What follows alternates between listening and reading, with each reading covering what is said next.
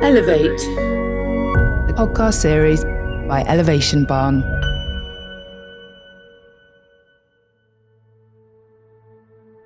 When we say that we want to do good things for the planet, for sustainability, we're not doing it for the planet.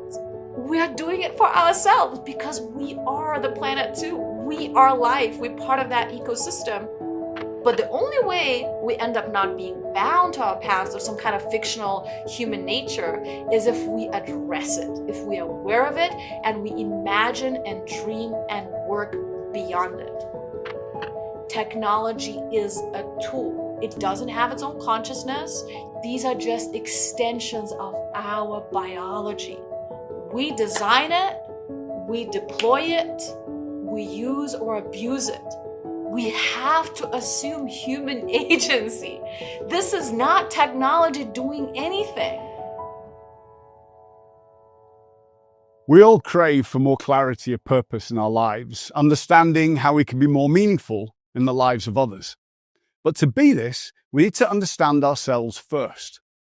Elevate helps us to reflect on our lives through the stories of our peers who have explored and discovered the hacks to elevate what's important and stand aside of what's not. In these episodes, we talk with leaders from all walks of life, sharing their stories so you can elevate yours. Please subscribe and join us. Explore your wisdom from these stories with others and join us in the barn to unite with new peers doing something of their own to elevate their importance. You'll be in great company. In this episode of Elevate by Elevation Barn, I welcome the fabulously inspiring Monika Bielskyte, visionary futurist, immersive world builder, and one of the most original minds shaping our understanding of tomorrow today. With roots in Lithuania and nomadic life spanning 100 plus countries, Monika has advised giants like Google, Nike, and the UN by challenging conventional tech narratives with the inclusive futures framework, Protopia. Recognized globally for her work reimagining the future beyond dystopia and utopia, Monika brings a rare blend of intellect, activism, and artistry to ignite new ways of seeing and creating the world ahead. So today, it is an absolute honor to welcome you, Monika, to the barn. What an introduction. Thank you so much. I feel inspired by how you present me. So let's hope we can inspire the audience too. Yeah, no, absolutely. I mean, ever since I met you in Johannesburg, and hearing your stories that we met, I think we met many moons before that indirectly, when you were speaking at C2 and some of the world stages that we were both around. You've always had this sort of magnetism and this big impact. But if I was just coming up to you, and I always love it through the eyes and ears of your own heart, who is Monika and what is her philosophy on life? Big one, big question. I know you always sort of throw that dart at define yourself with one very specific thing. And I was thinking about it this morning because it's really hard, sort of, I'm on an autism spectrum and we always feel like we need to add context and the backstory to everything. But I think if I have to narrow it down to like one specific thing, I think I'm pathologically curious. It's my biggest blessing and it is my biggest curse. But it truly is a superpower. I mean, it's so hard for me to understand people's lack of desire to understand. I feel like I have never been bored in my entire life. I'm so obsessed with understanding the complexity of life on this planet. I'm a pathological sort of voracious consumer of information, reader, listener, and I've been just so blessed to have this extraordinary privilege to be so close to some of the world's most incredible minds across, various disciplines, science, technology, but also creativity, anthropology, et cetera, and to be able to learn directly from them, I guess, because maybe they find me interesting. So I get to ask them questions, and it's so difficult for me to grasp. I mean, I grasp it intellectually, but I do not grasp it emotionally. How so many times, especially since the pandemic, people just want to prove their own truth. Whenever I get to be next to anybody who is smarter than me in any domain, instead of trying to prove them my point, what I really want to do is learn from what is their deep area of expertise. And so many conversations these days are not very productive because everybody sort of tries to argue about something that a lot of times they don't have deep knowledge in. But most of us have deep knowledge in something. And instead of arguing, with somebody that spent decades in a particular domain, if we would want to kind of dig deeper into their well of knowledge and then share what is our deep well of knowledge, I think those conversations would be much more productive. So, I think if I were to put something on my gravestone, hopefully not anytime soon, is that she was curious. She was seeking knowledge. And I just find world so fascinating. And specifically, as much as, the universe and quantum physics and particle physics and astrophysics is fascinating to me, I believe that humans have co-evolved with life here on Earth. And so what I'm fascinated by is life here on Earth. And I happen to work so much with technology, but my interest in technology is very much not in its abstract tech specs, but in how it affects life, how it can support rather than undermine life. And what is intelligence in this interconnected system that life is on this planet? Because, over 99% of DNA within our body is not ours, is of our microbiomes. So we're fully entangled with each other as humans. Culturally, socially, politically, et cetera, our destinies affect each other, but also with all other species. And I feel like there's just so much to learn. And every day, that's what I'm trying to do, and people know me as a speaker, as somebody that shares my knowledge, but that really feels like just an absolute tip of an iceberg. To be a communicator of knowledge, to be a communicator of specifically futures literacy, is really just sort of like, it's the consequence, it's the outcome. But the very reason why I do it is to be able to learn, because world is fascinating as much as it can be sort of sometimes despair-inducing, but still fascination is what drives me. And you're living near the birthplace of humanity in South Africa. Is that a strategy to be on one of the most powerful, influential continents, to be humbled? Or is it just a fluke of chance that when we were together, you were there? I let chance guide my life a little bit, but I'm somebody that also follows very much a sort of research strategy. When I travel somewhere, I leave space to improvise. But generally, I try to learn as much as possible about a place, about people, about history, about everything, right? But then when I'm there, I try to sort of not just sort of stick to my own agenda. So very few things in my life are just sort of pure accident. There are some lucky synchronicities and encounters and that kind of magical momentum that takes me somewhere. But in general, I seek out, and I never sort of was given sort of a silver spoon to just kind of follow wherever life takes me. So no, South Africa is a very, very conscious choice. I love this place. It's an extraordinary place, very different than whatever Elon Musk or Trump tries to present it as of more recently. I was born in a country that doesn't exist anymore, which is Soviet Union.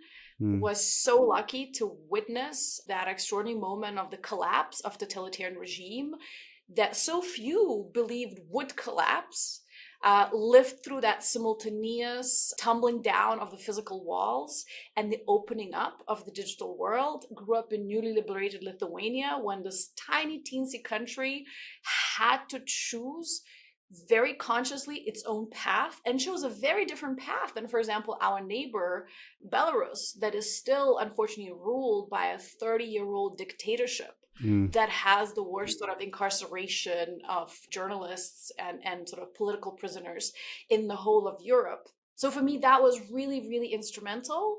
At the same time, I am of mixed ethnic background. I struggle to fit in this tiny little town in North Lithuania where I was born that was 85% destroyed during the Second World War. So talk about growing in the ravages of imperial powers fighting themselves. And as soon as, and also I grew up with the stories of my parents behind the Iron Curtain and their dreams of travel, their dreams of seeing the world, and absolute inability, right? Because not only that you didn't have the resources or something like that to leave, you were literally sort of inside this large prison. And so the moment I got my European passport, I decided I will travel until my eyes and ears and body and sensory apparatus cannot take in this travel. And of course, my first travels were on a shoestring budget, dormitories and backpacking. And I'm so lucky that I'm able to continue traveling, in a much more convenient circumstance to this day.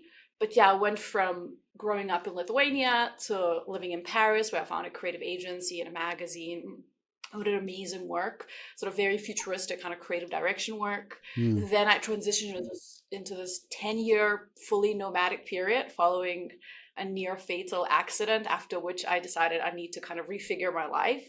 And that took me on a journey as a futurist and, 100 countries and counting, until I decided that South Africa is the place. And South Africa is the place because Johannesburg is a beating heart of the African continent. It's one of the most culturally diverse places. If you go to any kind of interesting place or event, you'll see people from all backgrounds. It's also become a magnet now for people from around the world, not just Europe and America. And what I love, there's a lot of shared history, paradoxically, Soviet Union collapsed in 91, apartheid collapsed in 94. So there's also that sort of born free generation conversation. And what I really love is South African attitude. South Africans are able to have very difficult conversations about the legacy of trauma, about politics, about social, cultural issues. Like, people are able to go really deep and speak really honestly without having to know each other for like 20 years. And at the same time, there's this sense of resiliency that is not that kind of poverty porn, that type of vibe. But there's that sense of no matter what, if we survived apartheid, we can survive anything, and we'll have fun while doing that. So there's this desire to joke and have fun and enjoy life and celebrate and laugh, simultaneously existing with capability of having difficult conversations. So, as people have these difficult conversations, they don't get stuck in that phase of complaining. They keep desiring to shape the future. And so for me, this is why this place is interesting in the present moment. And then of course, there's all this other back history of being the cradle of humankind and the origin of human languages that I'm trying to learn. I'm trying to push through these clicks because click languages are utterly fascinating. So it's not random. It's not an accident. It's a conscious choice. And I feel that, although for my career, it would, of course, be easier if I was in Dubai, London, New York. But I think being on the African continent, being in the global south, and really sort of not being a visitor, but this being really my home right now, gives me a very different perspective to a lot of my colleagues that have their future perspectives very limited from to the conversations happening in the global north. That's smart. Something I always seek out. Even in my work, I always say, a lot of other futurists and foresight practitioners, they will charge premium whenever they need to go anywhere in the global south. And I give massive discounts. If it's a country I haven't been to, if it's an interesting project, on the African continent, Asia, Latam, like I'll sometimes do, I can't do, unfortunately, pro bono, but I will severely, severely discount just because I find it will expose me to something that will enrich my own perspective. Yeah, even at TED this year, I think there were 6 talks from Kenya alone. Africa really is on this sort of global upbeat on what's happening. And your perspective as well, being in a different part of the world, I find so refreshing because everybody else is sort of stuck in this sort of treadmill of their sort of worlds versus our world. So, but I just want to jump back to, even your definition as a futurist, like the word futurist has been going since like the mid 1800s, but we've relied on people, people like Nostradamus that we've been relying on since the 15th century all the way through, but all the way back in time. It's not a modern sort of symbolism title that is somebody that just has an ability to gather and translate information they see. How would you define a futurist, and how would you define yourself as a critical insight partner to business leaders today? Yeah, so it's so interesting that you give that historical perspective. In fact, with a friend and colleague of mine, he's a professor of philosophy specializing in Chinese philosophy back in Vilnius, Lithuania. Yeah. We've been discussing co-writing this piece on sort of the predecessors of futurists, sort of the astrologers and stuff like that. And I have very little understanding of that space, but what's really interesting is sort of back in the day, these sort of oracles and advisors, especially within Asian cultures. In Lithuania, we have this saying, burti, užburti, which sort of, it means kind of manifest magic. But in a way, when we talk about the future, it's about sort of manifest magic of making the future happen.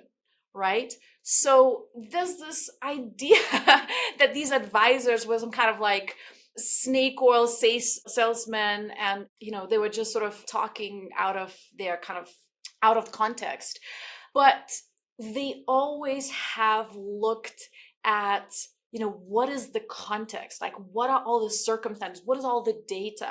And how can they advise the leader of a particular institution or country, according to all that data, right? So even when you go back to the historical roots of the oracles and such like that, even if there was a lot of abuse of those practices, it was never sort of just woo-woo type of stuff. It was always informed by the best available knowledge. However, if we look at modern futurism and sort of the beginning of the Futurist Manifesto was published by Marinetti, and he is the same guy that published the Fascist Manifesto. And a lot of the earliest futurists, such as Julian Huxley, etc., they were deeply mired with eugenics, right? So there's also that very deep history of futurism being entangled with fascism and hence racism, sexism, ableism, etc. And techno-utopianism of today in things such as Mark Andreessen's The Techno-Optimist Manifesto, where he unironically cites Marinetti as one of his greatest influences, unfortunately perpetuates a lot of that. Is it even techno-utopia if disabled people still exist, right? Do we need extermination of disabled people to achieve that technological utopia? And it's not like this is anything new. Nazis did that, right? Yeah, right. The extermination of peoples under the German fascist regime, actually began with extermination of queer and disabled people. Even the term, like I speak quite publicly about being somebody on the autism spectrum and ADHD and having hence quite different sort of sensory perception of the world and different neurology, gives me certain superpowers, but also requires certain accommodations because it is a disability, even if it is not disabling at all times. It is very sort of socially and environmentally disabling. But, even Asperger's as a term was coined by separating different groups of autistic people, the autistic people that were useful to deploy fascism, that had some specific skills, and then their other difficulties could be ignored, and autistic people that should be exterminated, right? So the history of all of that unfortunately persists to the present day. There are passages from the Futurist Manifesto where Marinetti says that he wants to make the river Danube with its I forgot the exact words, but the sort of despicable fecund fish, libidinous fecund fish. He wants to eliminate all that life of the river and make it run in a straight line at a great speed, right? So it embodies this desire to eliminate everything that is organic, chaotic, and really lifelike about life in favor of engineered perfect structures, in favor of zeros and ones, in favor of controllable matter. And that stuff has even deeper roots into Christian ascensionism and this idea that everything related to the planet, to the body, to sexuality, these are all evil things that need to be transcended into the perfection of heavens. And there's some brilliant recent books such as Adam Becker's More Everything Forever that kind of explore how those ideologies get perpetuated in today's futuristic visions. So, this is the legacy that I'm working with, and I'm a very different kind of futurist. And then people sort of ask me, well, why did you claim that title? And for me, it was really important because I realized, as somebody coming from a small country, small town with a minoritized background, I always had that inferiority complex. When I moved to Paris and then when I ended up being in LA around all these, famous directors and technologists, initially I felt like, what could I possibly add to conversation? And then when I was exposed closer up, I realized, well, a lot of these people are so successful because they haven't credited the very talented people that had worked alongside them, that had informed their work. They took all their credit and then they self-aggrandized. And it takes so many of us to achieve anything actually interesting and compelling. And then I also observed, even in first person, a lot of really abusive, exploitative practices and a lot of, again, discriminatory beliefs. And that a lot of those people, they're very high achievers. They have achieved great influence, great power, great wealth, but their impact, not just onto people around them, but ultimately of their work onto the world, was not exactly positive. And that's where I said, well, we need other representations. Similarly, how we need other representations than Elon Musk's autism, which, by the way, is not even sort of properly diagnosed. And, autism is not psychopathy. It's not assholery. It's not, so there's these misconceptions, and that's why that representation is important. And that's why it's important to look at different trajectories. So my futurism has always been very much inclusivity central, challenging eugenic assumptions, making sure that we do not include disability, and especially invisible disabilities and neurodivergence, as some kind of tokenistic DEI type of thing. But actually, if we design for the edges, if we design for the real people's real needs, we end up with better products and we end up with better platforms. And also, crucial thing for me was to not decenter humans, as in transhumanism, posthumanism, humans are the virus, humans need to be obsolete, AI is the next sort of stage in our evolution. On the contrary, for me, it's important to decenter humans for human flourishment, because we begin to understand now, with, again, bleeding edge of biological research and life sciences research, that we are entangled with all life. So whenever we want to design for our own success, we need to design for the ecosystem that we are interdependent with. And I think that's what makes my futurism different, because I try to sort of really kind of embrace this idea that leadership of the most impacted, understanding the impact above anything else, ends up benefiting the greatest number of us, and to lean into the edge cases, not again as some kind of nod or charity, but as a crucial part of making this future better, and really, really considering all scenarios, not just our intentions or not our intended scenarios only, but all the ways that whatever we deploy, be it technological tool or policy or new cultural norm, how it could be undermined, how it could be weaponized, how it could be misused. So really, really recentering on the impact of innovations in this broadest understanding of the word, and not sort of just tech evangelism for tech evangelism's sake. And is this the backbone to your protopia approach, and how you actually celebrate against, everybody's talking about utopia and dystopia, and yet you have this such a positive bent on this inclusivity, and it also lends to the sort of, I think you called it Afrofuturism, identity, where you're actually like helping us explore this broader spectrum of input and guidance and solution to the things that we're going through. Can you unpack that a little bit more and how you've actually identified these as specific frameworks that leaders and people generically can actually all embrace?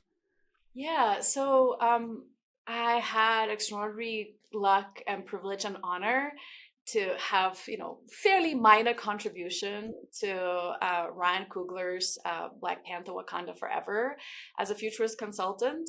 But I was not at the inception of it. I worked on the sort of second movie. So, I mean, that's kind of where my involvement with Afrofuturism stops. I have brilliant friends working in that realm, but my connection to it is really sort of through Black Panther. And my role was not on the cultural aspects of it. My role was really on sort of science and tech and sort of very nerdy aspects. Now, I have also joined a project called African Life-Centered Design as a partner that is co-founded by Black African women.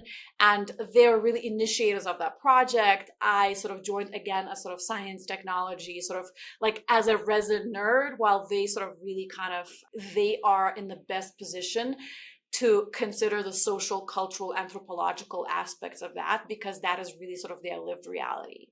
A lot of my thought has involved indigeneity, again, in this broadest sense, what does it mean to be really connected to the land? Not in this sort of like, who is and who isn't indigenous realms, but what is really our relationship with the ecosystem and how do we engage with it, not in an extractive manner, but in a regenerative manner. So I think that's kind of where the Afro and African futurism connection. I mean, it doesn't stop. It maybe is beginning, but I'm not African, so I would never claim to be a spokesperson. I'm more sort of a conduit and connector. Obviously, I live here. I know phenomenal people here, and whenever I work with interesting companies, I try to make those connections. Even though for now, I still so much of my work is actually happening in Asia, Europe, and North America. However, I think the biggest hopefulness aspect about my work, and this is where it really, really kind of I speak to my personal experience as a person that has experienced both visible and invisible disabilities in my life and has lived my entire life with neurodivergence.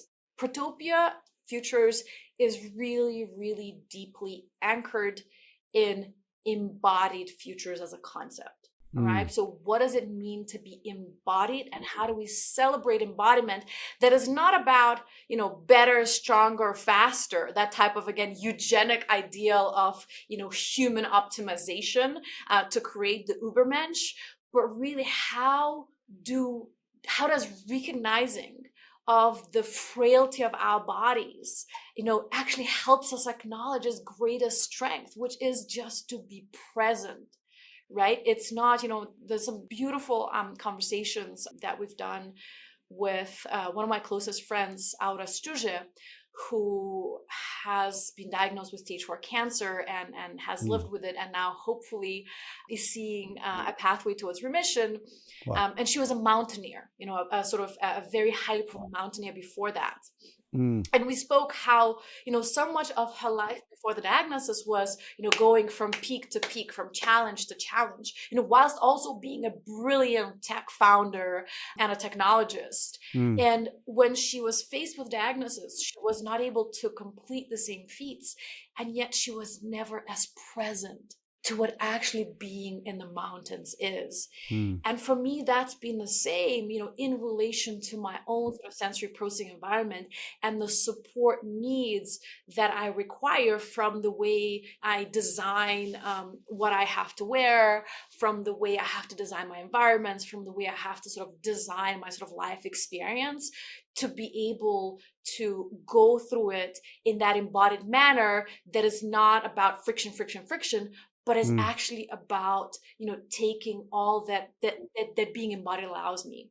So, I mean, this is something that is really at the core. And what's so interesting is that both dystopia and utopia, they're so disembodied, right? When you see these utopian futures, sort of everybody is perfect, but nobody fucks. You know what I mean? It's like all these people that are just so physically perfect, but it doesn't seem to be any real connection between them and the world that they inhabit, between each other. That imperfection of our aging bodies, of our fragility, our need of each other, right? The biggest gift of disability is to understand that we need each other. And in fact, we do. We are all born into this world needing each other. And unless we die a sudden death, we will need each other again. We will need support of our community. For sure. And it's really, instead of sort of aspiring for that fictional independence that is never to be achieved, just isolates us in trying to not need others, to not need anything, to be constantly self-sufficient. What we embrace is interdependence, and how through our different capabilities, we can show up to each other better. Right? How can we be present to each other? And so for me, that's really what's interesting. That's what fascinates me, is really to challenge these utopian body optimization, body perfection assumptions. And also, so much of dystopian fiction. I mean, think, when have you seen any non-human animals that were not monsters in any dystopian depictions? How is any life other than humans even present? And, are we even, again, making love or sharing intimacy with other humans that are not cyborgs, in these dystopian depictions? What is that closeness of human relationality that gets removed from dystopian depictions? And funny enough, a lot of people from marginalized backgrounds, people of color, disabled people, queer people, we grew up only being represented in dystopian depictions. Yeah. So a lot of us had that big love for cyberpunk, right? Because it looked cool, and it included, like people with prosthetics, and people that were maybe blind and had some kind of eye prosthesis, and people that were coded queer. We could see ourselves represented. And so we kind of fell in love with that stuff. And I had to very strongly disentangle myself from that enamoredness of dystopian aesthetics, because I realized, wow, dystopia literally just fetishizes police state and military industrial complex. And as much as, I'm not naive enough to say, like, oh, we just should abolish all military industrial complex. I mean, I hope that one day as humanity, we will demilitarize on a global scale, because there's no way of solving climate issues unless we demilitarize. However, we need to be realistic about it, and it's not going to happen overnight. But dystopias fetishize that. They misguide us to believe that world with no plant life, with no animal life, would still be livable, that we could still breathe that air without some crazy respirators and living in some kind of like capsules with all full sort of air filtering systems, and how even the food would be produced, right? So, that is so misguiding. And again, another big thing, and I'm so excited about so many brilliant books, such as Adam Becker's recent book that got published, Astrotopia. I'm forgetting about one on sort of impossibility of life on Mars, that are starting to debunk, this idea that human future is on the stars, and start speaking on how our biological bodies, we can barely survive in ISS for over a year. The damage is so severe. We just not adapted.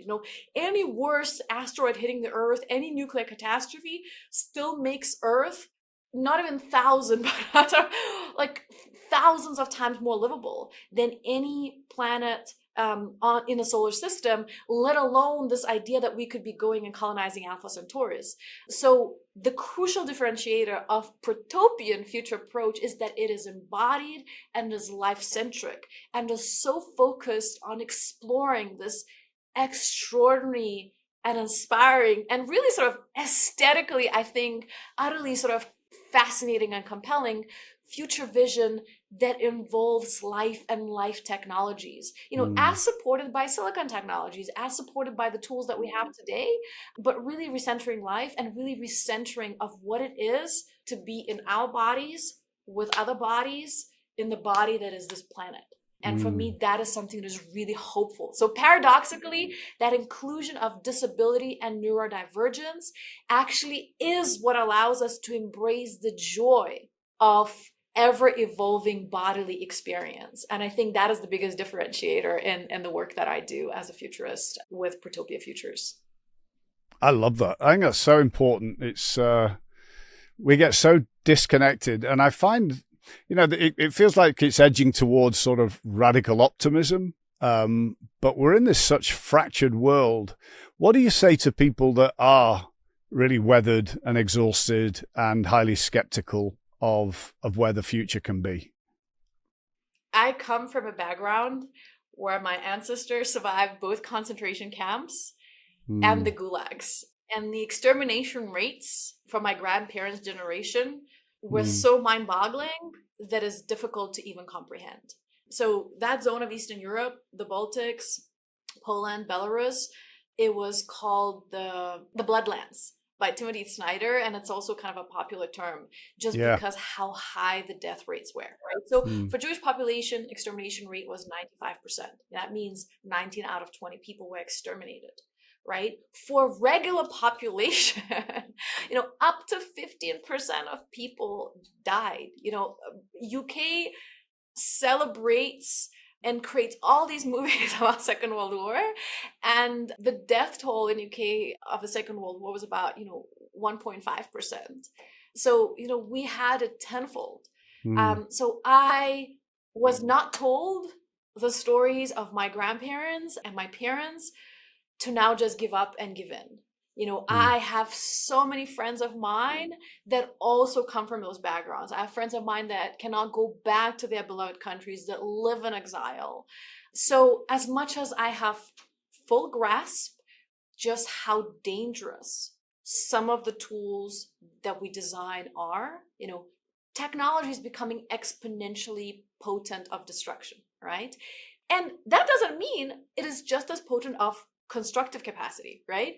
As we know, to implement any positive change, it takes a lot of people. We need movements that are not leaderless, but are leaderful. It takes a community of people coming together, not despite, but actually for their differences. However, one person or just a tiny group of people can make things really, really worse. So in a way, also to fix the world, we need a whole set of tools and evolved values, under which we design and deploy and use these tools. However, just one potent tool can have this massive destructive capacity. So I'm absolutely not naive. I prototype, what could be these dystopian trajectories, because that's the only way how you prepare and prevent them, right? So you need to be fully aware of the risk. Yet at the same time, having lived through what I've lived and seen the change that I've seen, and having grown up with the stories of my ancestors in my bones told to me from the youngest age. In fact, my first childhood memory, and it seems shocking to say that, but it is of Russian tanks rolling in. And I was I was about three years old. Wow. I was on the shoulders of my dad. My dad was carrying me. We were at the shop. This is, I think, the first time I'm going to tell the story publicly. My friends know it. But I was on the shoulders of my dad, and we were just coming from the milk shop. Back in the day, you had to wait for like an hour, several hours to just get a bottle of milk. And I was terrified that Russian tanks are going to roll in and they're going to shoot me and my dad. And I tell this to my dad, like, Daddy, what's going to happen? Russians are going to come here and they're going to shoot at us and we're going to die.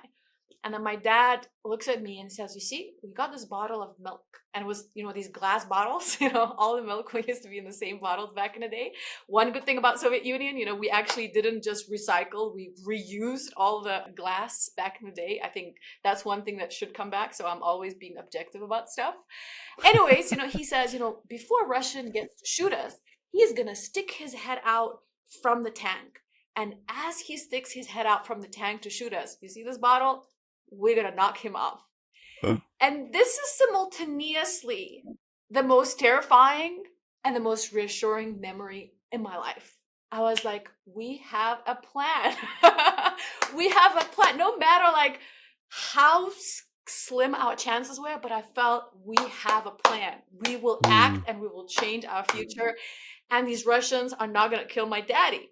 Right. And, similar lesson was just so profoundly reinforced recently by my friend Aura, who again had a diagnosis that was utterly terrifying.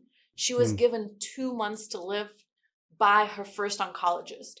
Instead of, and when she asked, what should I do? She was basically told, well, there's nothing you can do about it. So just sort of relax into essentially nocebo effect that she was provided with by being told that everything is done and over. Instead of that, she sought out a new oncologist. Instead of that, she sought out, the best available treatments. Instead of that, she sought out for second, third opinions.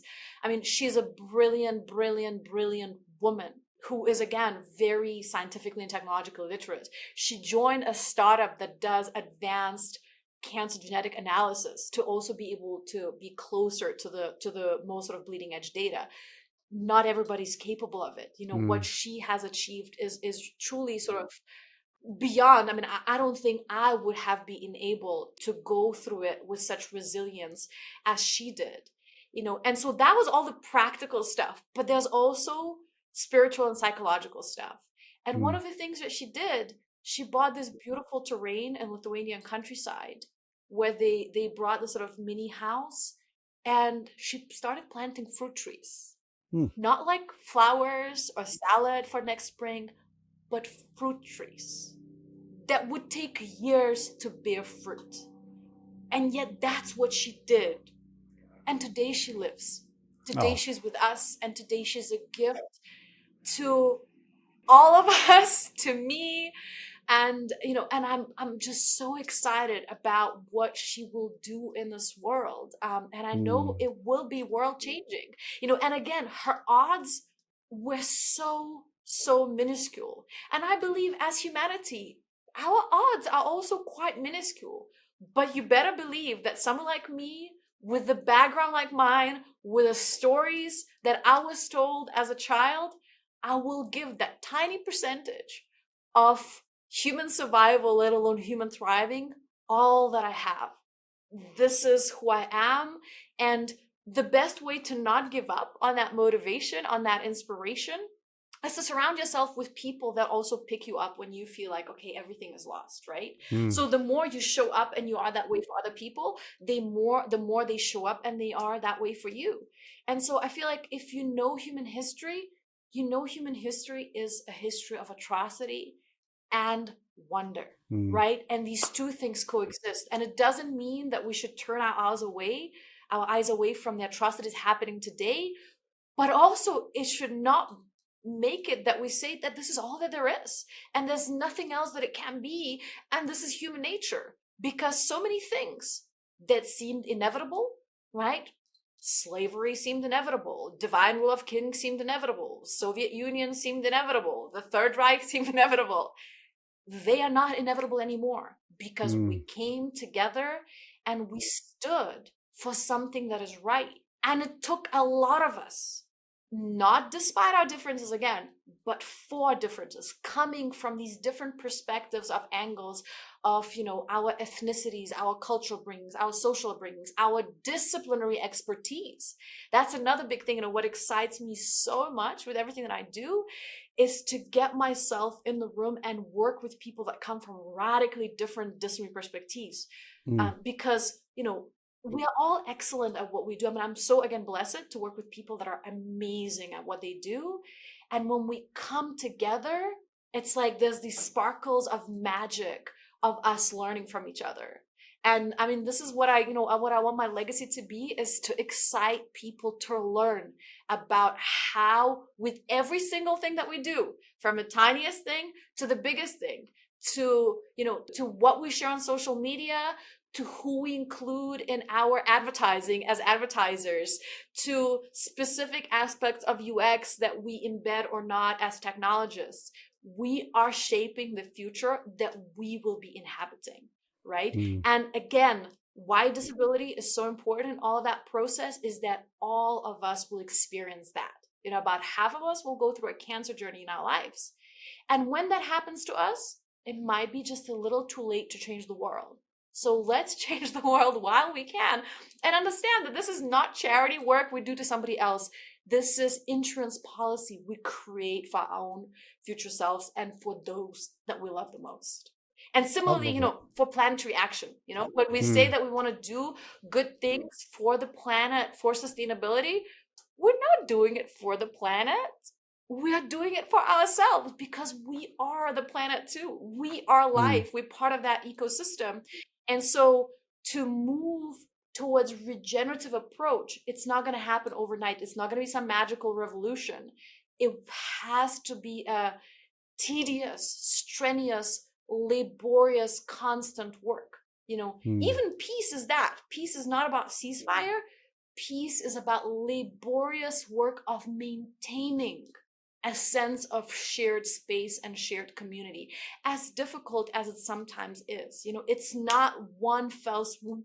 It's not one magical revolution. If you know the history of revolutions, and I happen to know that because I looked at the exact death counts of a lot of these revolutions, they go in tens of millions of dead people, and ravaged communities. So for me, how we can know all the ways that took us to the status quo that is profoundly extractive and destructive, so that we can break that status quo, so that we can consider future possibilities beyond the existing pattern, right? So that historical literacy, present day literacy, political literacy, scientific technological literacy, it's crucial. It's so important. And it really infuriates me to see how, some of these prominent venture capitalists sort of essentially say that past does not exist. No, past exists, but we're not bound to it.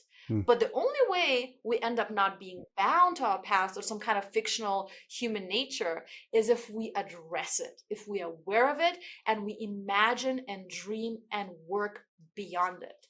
I love to just looking through the lens that knowing that you're advising so many of these leaders around the world, corporations and politics, all because everything is about the story that we believe, right? I mean, we've led these hundreds of years of colonial storytelling to make us believe something to the benefit of super elite groups of people that monopolize on it. And this diversity of thought and this collection of wisdom, so important. But we are in this time of change now where technology is seeming to outstrip what we need to be and where things need to be for the future. Where's your lens on where technology over humanity is striding forwards, where AI is leading us, and what we should be looking out for and what we should be looking forwards to? Yeah, so I think that statement, that AI is moving ahead or technology is driving us, I mean, it's bullshit. It's a cop-out. So the term protopia actually wasn't coined by me. It was coined by Kevin Kelly, who's a founding editor of Wired magazine, in a small blog post back in 2011. But I developed that sort of larger framework around the 7 principles, et cetera, et cetera. And, we still keep in touch and collaborate, and I get to visit him anytime I'm in the Bay Area. Yet at the same time, I've really taken very, very significant departure beyond the original framing. But what I liked about the term is that this idea of being pro something, right? So no is not enough. We need to be pro something and a proactive prototyping. But also, I'm quite critical of the work and the legacy of people like Kevin Kelly and Stuart Brand and these sort of, techno optimists of the day that shaped the foundation for the Jeff Bezos and Elon Musk's and Mark Andreessen's.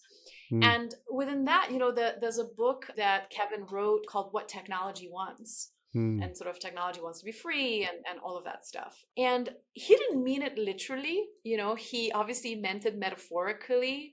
But unfortunately, some of the tech gazillionaires and a lot of their followers don't seem to read into metaphors. A lot of the times, dystopia is a product roadmap. It's like there's no kind of irony in that. Like, oh, this thing looks horrible and it's going to be so horrible for humanity. But there's a whole lot of money to be made. So let's build it, right? So I keep kind of harking back at that stuff. Technology doesn't want anything. Technology doesn't have its own desires. Technology is a tool, an increasingly potent tool that has a massive destructive capacity, as previously mentioned, but it does not want anything. It doesn't have its own consciousness. Even if it, the current sort of machine learning algorithms that come to us in a conversational chatbot shape, they make us believe, because of course they tap into all of the world's literature, right? So they make us believe that they have some kind of spirit, soul, and consciousness. But even the first version of that, Eliza Bot, decades ago, fooled people by mimicking exact sort of speech patterns of the people that it was interacting with. So this is sort of not new at all. Right. But the point is, from slingshots to satellites, from eyeglasses to AR glasses, these are just extensions of our biology, of our bodies and our minds. It is us who do this stuff. We design it, we deploy it, we use or abuse it. We have to assume human agency. This is not technology doing anything. This is us doing stuff with technology. And this is, again, example 3,575 of, how science fiction misguides us, right? Because we have all these sci-fi movies, how AI becomes conscious and becomes this either god or demon that either destroys or liberates us. But that's creationism. That's literally sort of mimicking Christian myths of creation, but now it's us creating God. And, in books such as God, Human, Animal, Machine by Megan O'Giblin, one of the leading transhumanists and early kind of futurist icon, Ray Kurzweil, acknowledges just as much. I mean, he basically says, yes, he was inspired by Christian texts, but he believes that Christians of all times did not grasp that the rapture will be brought through technologically, through technological means and through science, right? So, so these are just mythologies. In reality, we are designing and deploying these tools. And so sci-fi has not prepared us enough how artificial intelligence, machine learning algorithms are really, really potent tools that could be used by nefarious organizations, governments, terrorist groups, individuals, etc., etc., etc., right? What happens when a very potent tool falls in the wrong hands? Right? And what are really the full implications of that? So, I mean, I really, really argue with that point that, these are alien intelligences. We don't understand what they're doing. And it's like, okay, put a kid in a chemistry lab and let them pour a bunch of different liquids and then the thing explodes. And you're like, oh my God, this was conscious explosion of a new life form. Absolutely not. The kid just didn't know what he was doing, and in the process of pouring all these different chemicals, made the stuff explode. But if you actually analyze properly, you would understand exactly what chemical reaction did happen. And unfortunately, we haven't been doing. So it's been sort of an easy cop-out. And there's also a thing called critty hype, right? So after like a lot of failed promises of blockchain and crypto and NFTs and all that stuff that, again, entities such as A16Z and Mark Andreessen have really sort of blew up, and all of that sort of collapsed, and only the original use cases remain, such as, human arms, drugs, trafficking, and child pornography, and ransomware, and cybercrime. I mean, that was the real reason why this stuff was created, right? But we kind of wrapped it up in the bubble of all this other mythology that was really just that. It was just a wrapping. It became increasingly difficult to sell more of these technological dreams. And so now, in a way to hype people up to buy the shares in those companies, we started telling that, this is so powerful, it could destroy us. But until it destroys us, buy the stock. And similarly, I mean, this is all the discourse of Elon Musk and Mars colonialism, and him making it all about the rockets. Oh, we need these really incredible rockets that could take us to Mars, but actually completely, not accidentally, but purposely ignoring the conversation. Is Mars even livable? What do we do with a completely different gravity? What do we do with completely different radiation? What do we do with all this toxic dust? What do we do with, sort of human gestation and muscles and bones that sort of start to sort of dissolving under sort of much lower gravity, et cetera, et cetera? What happens? How do these people come back onto Earth that has much stronger gravity, much stronger atmospheric pressure, et cetera, et cetera? So, right. So all of these questions get sort of shirked away in favor of mythologized narrative of technological gods and demons, But the only gods and demons that there are, I mean, I'm not going to argue with spiritual traditions of people that are millennia old. Everybody has the right to spiritually believe what they do. I think it becomes a problem when the in-groups start harming, especially exterminating or justifying extermination of the out-groups. But my point with this stuff, it's just a narrative. It is just a fiction that obfuscates the real human agency and the fact that some humans have way more agency than others, and that we allowing fictions, science fictions more specifically, rooted in an outdated scientific understanding of the world, rooted in sort of essentially mid at most late 20th century understanding of science upon which these fictions were created, continue shaping our policy and our economical priorities. What we need to do is actually lean into the bleeding edge of scientific research today. And what's really funny about a lot of these sort of tech gazillionaires that still seem to be stuck in sort of teenage years is that they really dislike serious scientists, right? So they basically just say, as long as we throw enough money and technology, we're going to break physics. We're not going to break physics. Let's listen to physicists when they tell us what are the boundaries of physics. Let's listen to biologists when they tell us what are the boundaries of biology. And let's innovate around that. Again, let's create technological innovation that doesn't respond to our fantasies that are rooted in outdated science fictions that really, again, are not science fiction. They are fantasies. They are outdated. They are not morally, politically, socially obsolete, because that could be an argument. My point is that they are scientifically obsolete. They do not stand the test of rigorous data analysis, right? So let's stop creating and funding and defining policy around that, and let's start creating, funding, and defining policy around the real human and ecosystem needs anchored in real bleeding edge peer-reviewed science. So that's my call to action. Let's get curious of real science and stop being enamored with a sort of mythologizing discourse that really just props up venture capital hype and misguides us. And I think that's the asset that I bring when I work with major corporations, as well as governments and organizations and academia, is I try to dismantle that hype. Like, yes, that sounds good. Yes, that sounds so inviting. Oh, yes, but is it true, right? Does it stand the real test of rigorous scientific analysis? Or it's just a story that we're being sold, that kind of FOMO of invest while you can, right? And sure, if you engage with it like a casino and you don't mind the very real consequences on humanity and environment, you can do that. I mean, that's how people play with crypto, right? But acknowledge that's what you do, and other than that, for organizations right now, what's more important is not to fall for that FOMO feeling and jump on any particular, manufactured hype. It's not even a real hype, it's manufactured hype, but actually work towards resilience, long-term resilience, and understanding that what we're dealing with is not chaos. Right? Pandemic, everybody was jumping around and saying like, oh, who would have thought that would happen? I'm like, well, guess what? People like me and scientists in virology and pandemics research, like we all thought this was bound to happen. Oh, who would have thought Brexit would happen or Trump would happen?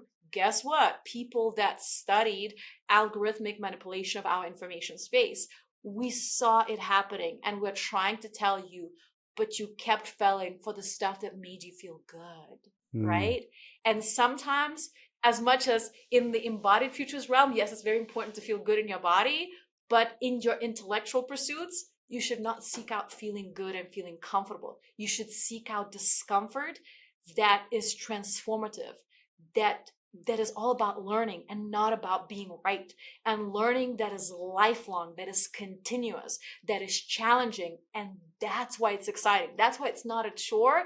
It is exciting. And we need to really bring that to organizations instead of just, having, futurists, tech evangelists go and tell them what they want to hear. Mm. It will endanger them over the long term. It might give them quick quarterly returns, but it will endanger their very longevity, over a more extended duration of time.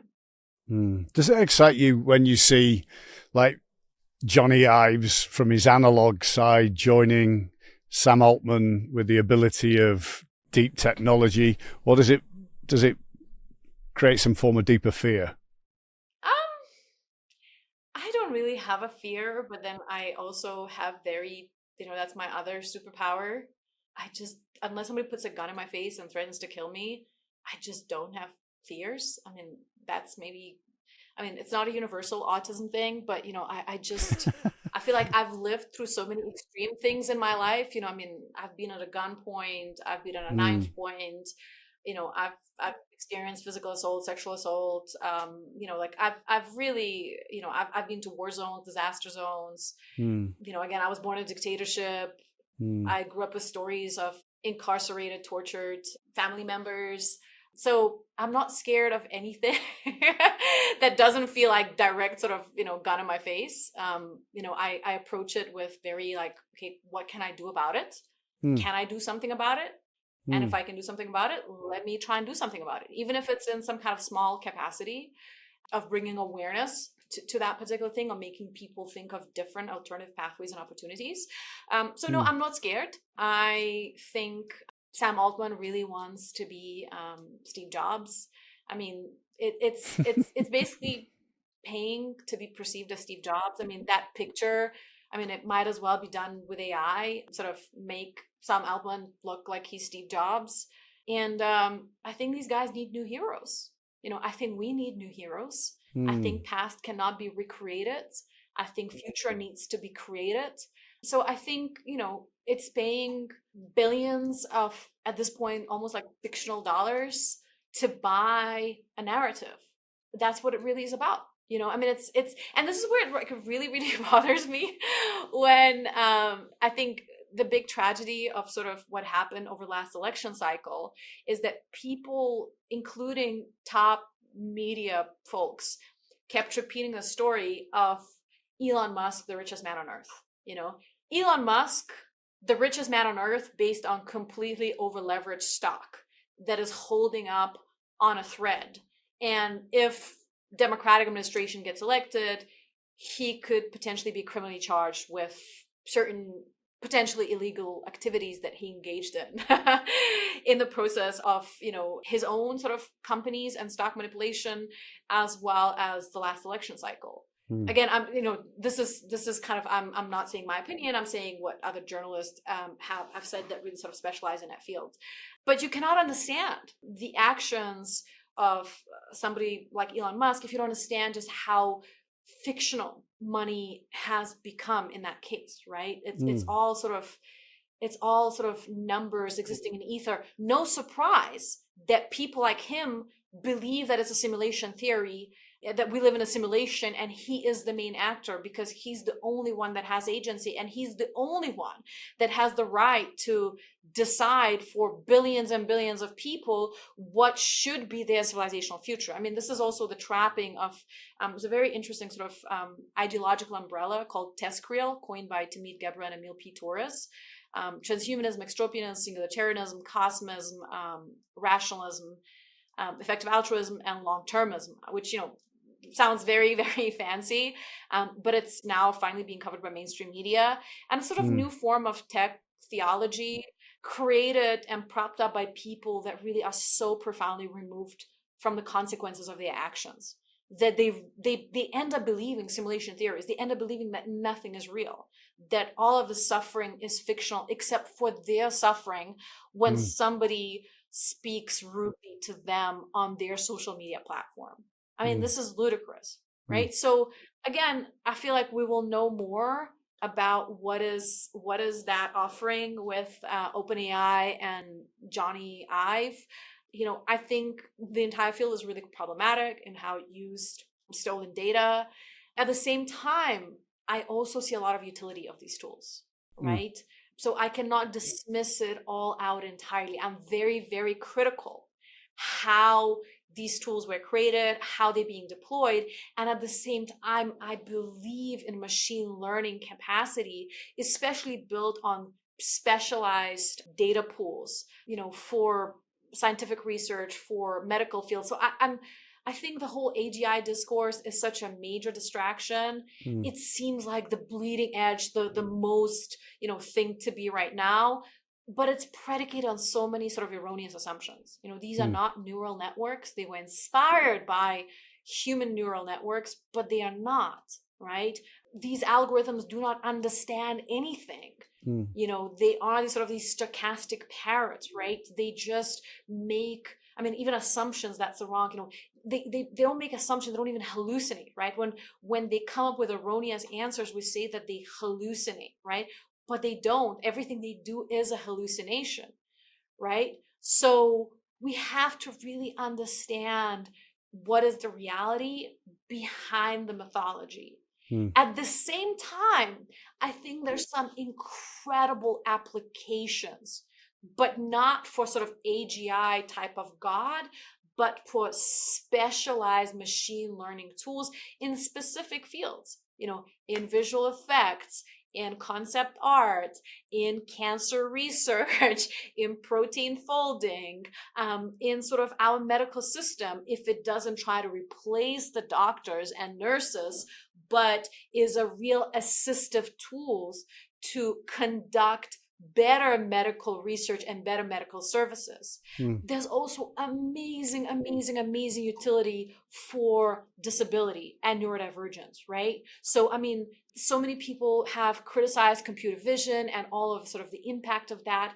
At the same time, I have friends of mine that are blind. I have friends of mine that are blind deaf, right? And I will not support what prevents their ability to have the freedom to move and live in this world thanks to some of these assistive tools. At the same time, I will not use them tokenistically to justify the abuses of some ways of how these tools are being deployed, right? So I think we have to acknowledge the complexity that there's this and there's that. And if there's this, then there's that. We have to assume these consequences. We have to understand how anything that can be hacked will be hacked.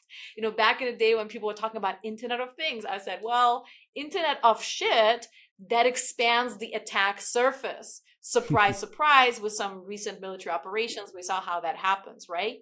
So that does not mean that we should not have any interconnected devices at all, right? But every time we deploy any technology, we have to consider, how it can be undermined, how it can be weaponized, how it can be hacked, how it can be exploited, what does it do to our minds and our bodies and the planet, and is that cost worth it?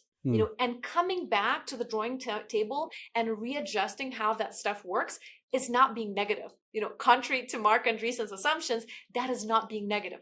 That actually is being positive, because to embrace that something is inevitable and the first iteration is the best iteration, for me, that is being negative. That is really just sort of accepting that, we as humans, we're not capable of anything better, but actually acknowledging that we constantly learn and we constantly improve things, and we need to come back to the drawing board. Same thing with policy, right? We implement certain policy and we realize, this specific thing doesn't work about it.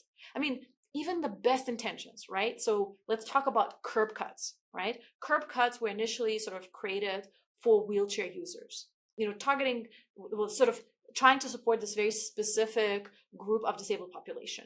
Now, when curb cuts were implemented, all of a sudden, bikers, people pushing suitcases or sort of any other kind of bag that has wheels, parents with strollers, all of a sudden helped all those other communities. Yet there's a but in there. Blind people would end up walking into the street and their lives were endangered, right? So you could say, this is endangering blind people, let's just cut this initiative all entirely. We tried to do good, but it didn't work, so let's just cancel it. But in fact, what was needed is simply to add texture to those curb cuts, right? And we found the solution, right? We came with a good intention. We thought we helping this one particular group. We end up helping a whole lot more people and making their lives better. But boom, then we are surprised that we harmed this other vulnerable group. And then instead of just giving up and saying, oops, let's just pack it up and go home, we said, okay, let's go back to the drawing board and see how we can iterate this to improve this. So, I mean, this is what I believe. This is what I think about Sam Altman and Johnny Ive and how much he wants to be Steve Jobs, and that, we need new heroes, and those heroes already are here, but they are not being given the media time. They're not being given the social media time. And so it's for all of us to seek out who are the heroes of the world that will be more habitable. So that's my invitation to everybody in the audience. Think of who are the... Yeah, how can we change that though? How can we change it so it is far more accessible? I was at TED listening to Sam Altman, and I'm thinking that I'm in an environment where this is the bleeding edge of insight and knowledge. And I was very disappointed that not many of the stories were worth sharing at TED this year. A lot of transition there. But how do people find it? And how do people get on the right side of these movements of story that you're helping fuel?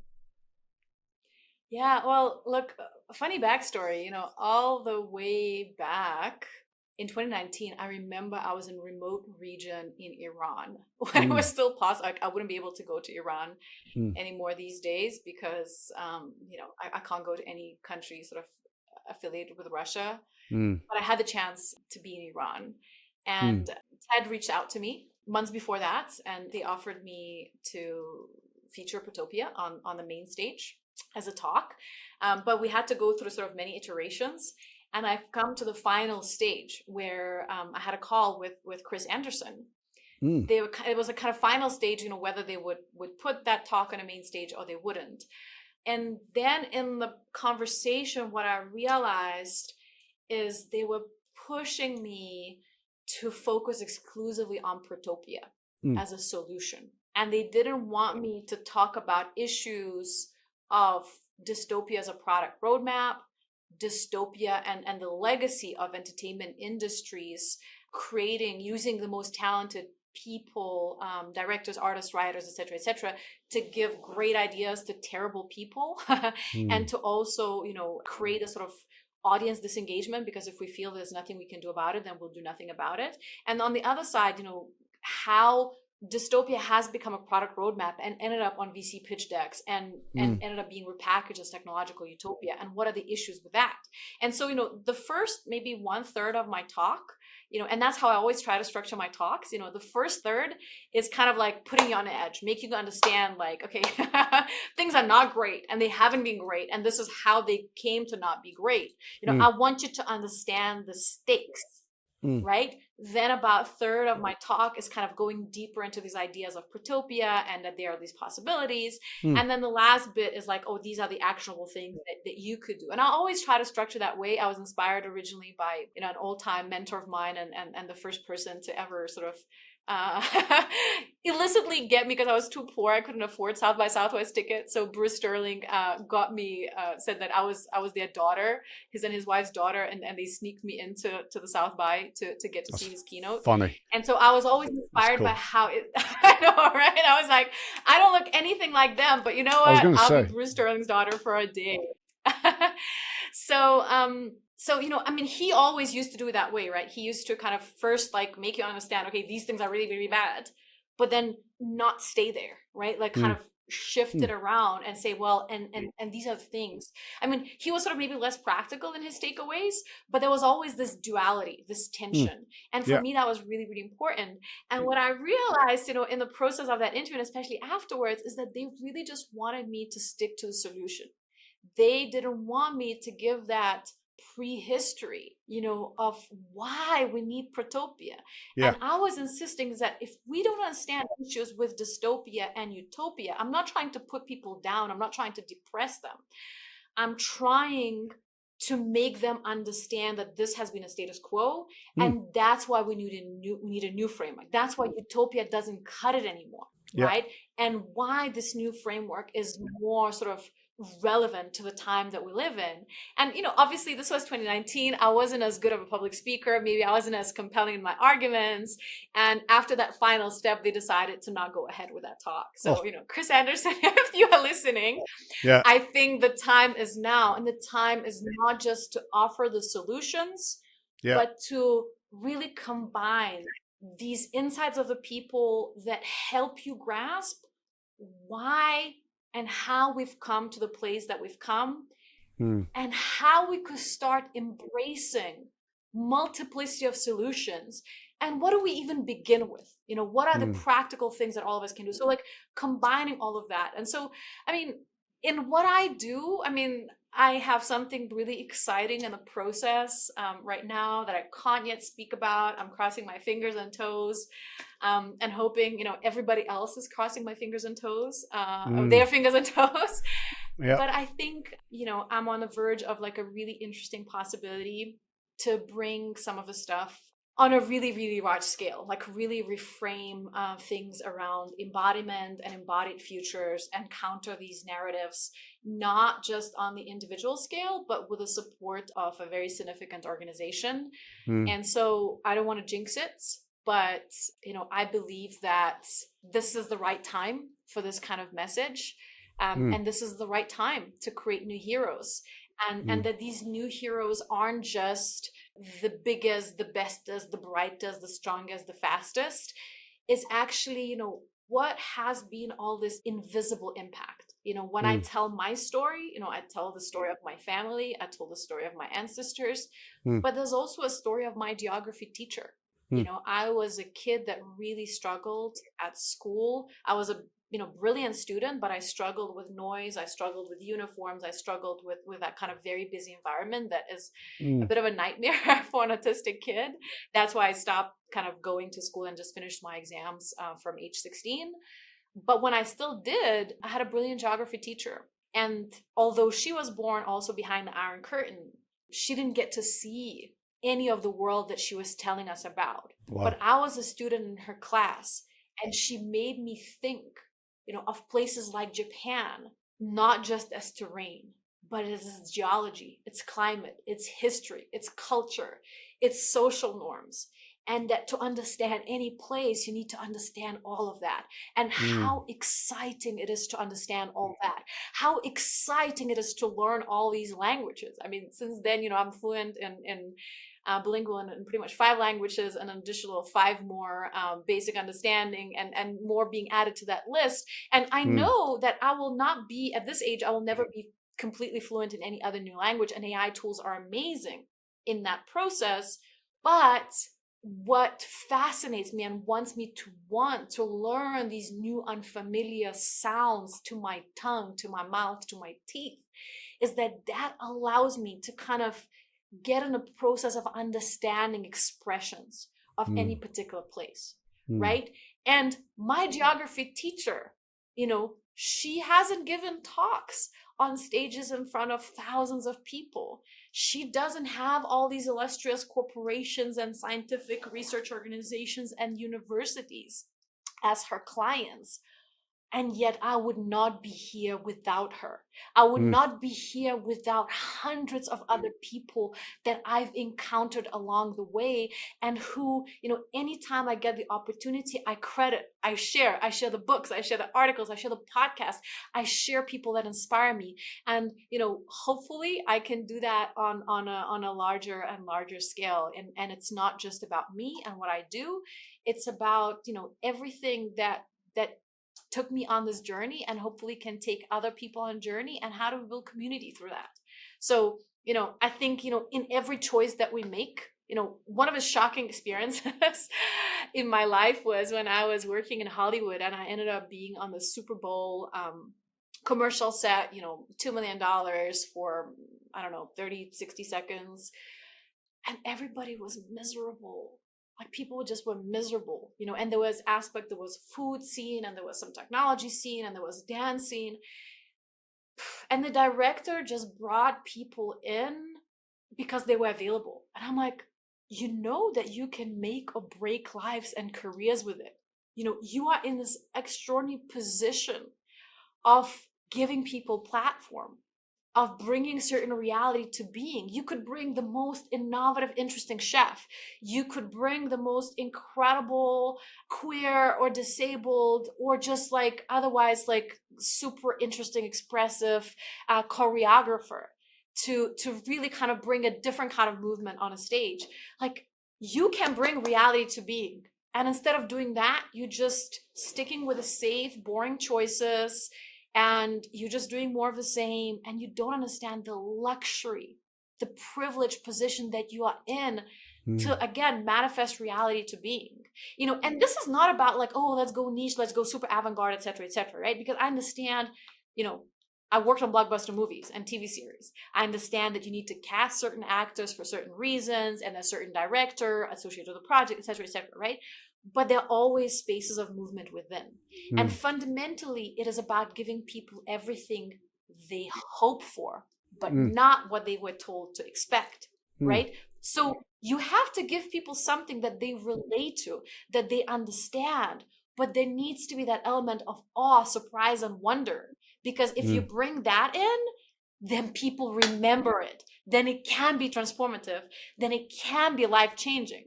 Right. So this is the big difference. It's not about sort of, let's just, be niche for niche sake. Let's just be avant-garde. Let's just be like, creative like that. Like I understand certain context requires certain scale, yet within any scale, there is possibility to push the envelope, to crack that door open, not maybe so that you can walk through it, but so that others could.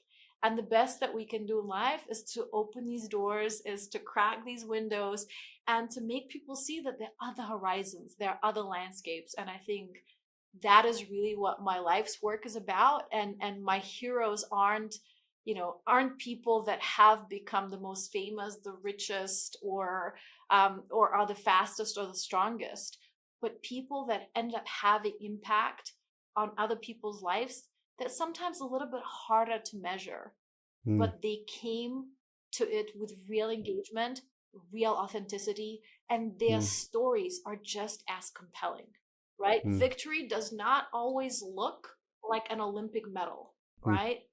For my best friend, a victory sometimes is to be able to walk around the block, right? In the worst sort of trenches of cancer treatment, sometimes the biggest victory is to be able to walk around the block, right? And so for all of us, it is different. And I think these stories are as compelling and they really matter. And I really sort of feel that the world is ready for it. Let's give people everything they hope for, but not what they were told to expect by these outdated fantasies of the future.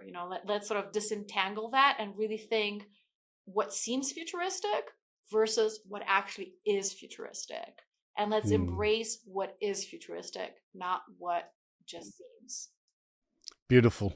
I mean, you couldn't wrap it up in a neater bow. But before you do go, I mean, we do have this very connected international network now in 46 countries with Elevation Barn. How can we help you? Because you're spending so much time helping everybody else. I love to help, and I always need help. So any people that are making future happen today or want to make future happen today that resonated with anything that I said, or that have constructive criticism and want to make me grow, I would love to reach out, for them to reach out to me. I would love to reach out to them. I'd love to meet in person, because as much as we live in a digital world, anytime, the goal for me always of social media has been so that I can get to connect with people in the real world.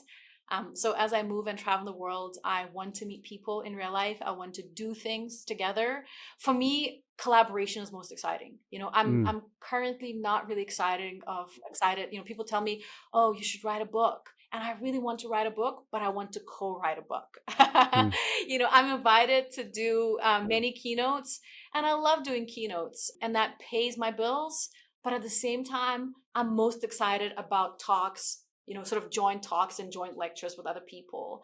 So for me, it's about collaboration. It's about coming together. So if anything that I said resonated, if you are one of these people that is really active in making future happen, then let's see how we can come together and not just be the sum of our parts, but how our strengths can multiply each other. I mean, so yes, I am really, really keen to collaborate with anybody that is really actively engaged in bringing this sort of more livable future to the forefront. And what an honor it would be working with somebody with your mind and your vision for the future. So thank you for spending the time with us today, Monika. I could have chatted with you for another hour and a half, but the clock is against us. Thank you. Good luck with this incredible new opportunity. Do let us know if it happens. And we look forward to being in each other's company in the not too distant future. So take care and keep futurizing us all to get ready for what's to come. It's so important. Thank you. And I'm really keen to, after now, I mean, it almost feels like almost a decade of, knowing each other just a little bit and now knowing each other better. I can't wait until we get to know each other really well and get stuff together. And with, again, your amazing community, because you are a phenomenal connective tissue and a mastermind behind it all. So I'm honored that you included me in your roster. Oh, you're very welcome. All right. Thank you, Monika. Take care. And we'll be in touch soon. Pleasure. Thank you so much.